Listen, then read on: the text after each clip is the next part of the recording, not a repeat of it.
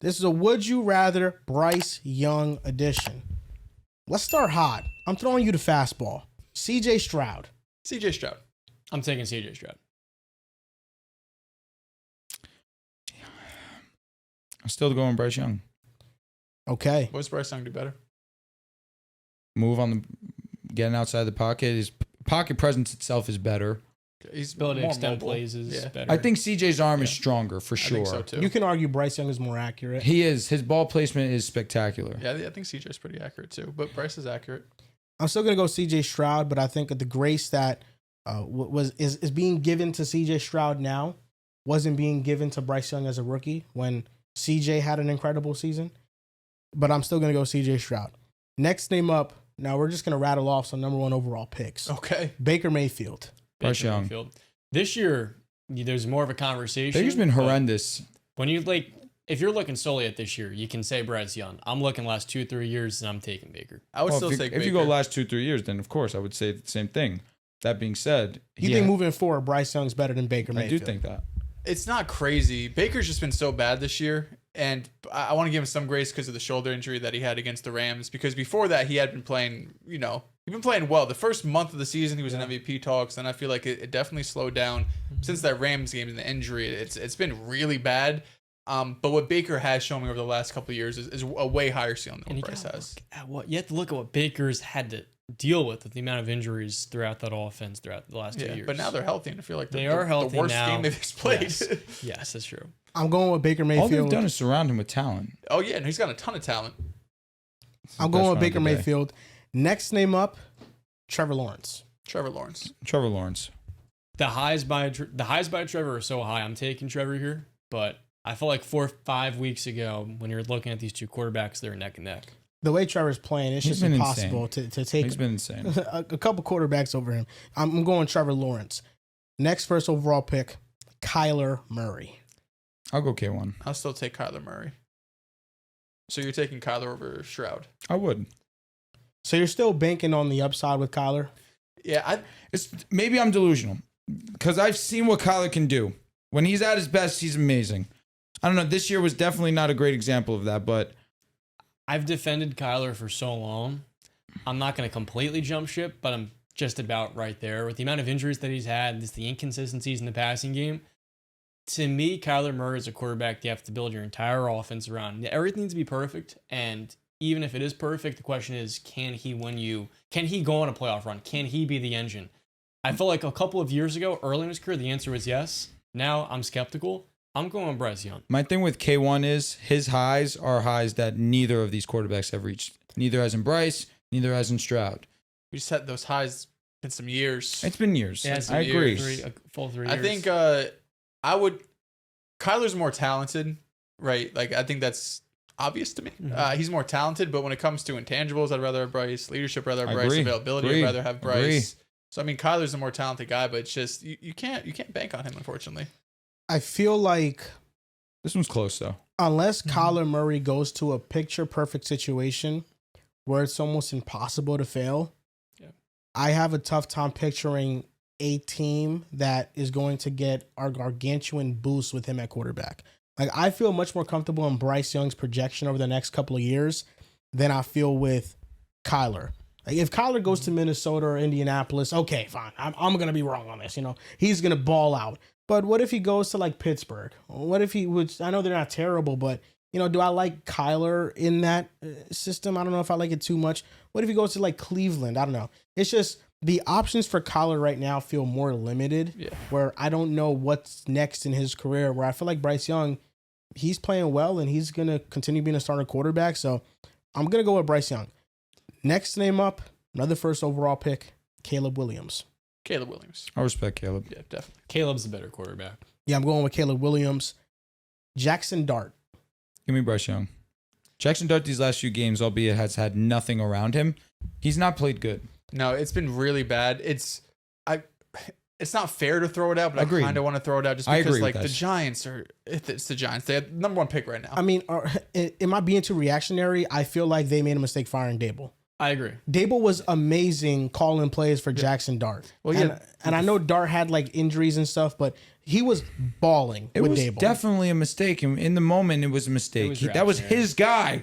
He drafted him. They were playing well. You needed to at least finish the year off with Dable. Yeah. You saw from 1,000 miles away too, which makes it more frustrating. The second Dart got drafted, we all said, sure, like take your swing on your guy, but like Table, this team isn't good enough. So that's besides the point. I would rather have Jackson Dart. I think he's a more talented quarterback. He's more mobile. I think his arm is stronger. He's shown some high ceiling flashes this season. But you're not wrong. The last couple of weeks have been putrid. Like he had 40 yards. 4 yards going into halftime where like his first completion was halfway through the second quarter. I'm with you. I'm giving him grace because the coaching's been abysmal, the play calling's been way too conservative, and then the weapons have been atrocious. I know Wan'Dale's been good. Outside of that, it's really a barren offense.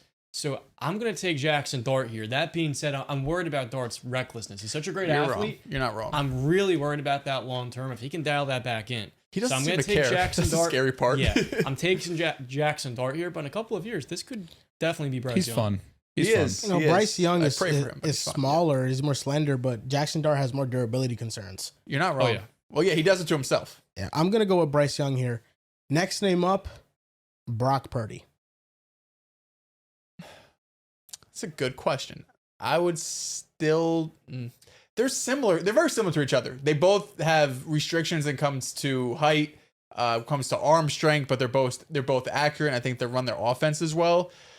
I'm going to take Brock. I think I would still take Brock just because like the highs we've seen again. It's Shanahan, it's the 49ers, and all the weapons, and 1,000% a fair argument for taking Bryce. If you want to say, well, Bryce could do the same thing, maybe he could, but I've just seen it with Brock. This year, Bryce Young's been better. Yes. Yes. Last couple of years, the same thing I apply with my logic when I took Baker Mayfield.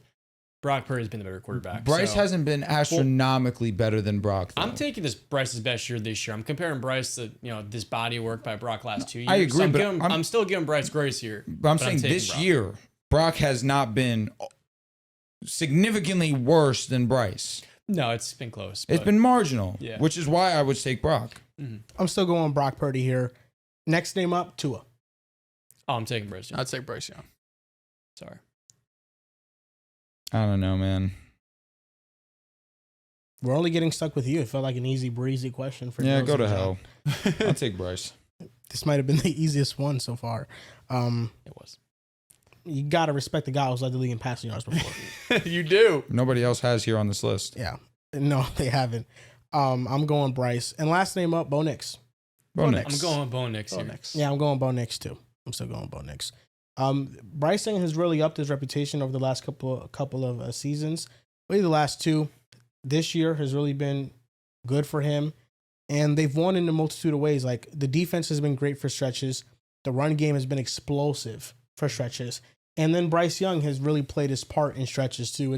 It hasn't been just one thing for the entire season. It's been different things each game that they've needed. Bryce Young is going to be super interesting because contract talk's going to come soon, and I just don't know what is going to happen because you can't, under good conscience, pay him as a top quarterback. No way in hell. Like you cannot pay him the Trevor Lawrence contract, the Tua contract. We've seen it in previous years, the Brock Purdy contract. Some of these quarterbacks that aren't top 5 quarterbacks but get paid like it because it's just their time to pay them.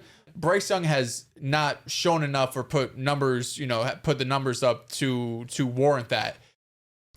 Is he the first quarterback that gets paid like not top quarterback money but gets like a fair value, like 17th most paid? Like to me, it would be a detriment to the organization if they paid him a big contract because you will be crippling this roster, and he's just not good enough to overcome that. I feel like because of all the examples as of recently, it's going to bring quarterbacks' prices down moving forward.